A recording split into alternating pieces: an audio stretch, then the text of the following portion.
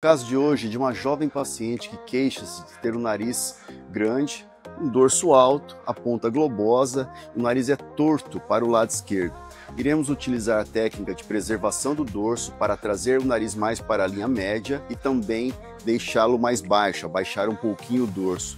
Iremos também melhorar a respiração, ela tem um desvio de septo, hipertrofia dos cornetos, também iremos atuar na parte funcional. Vamos lá começar nossa cirurgia.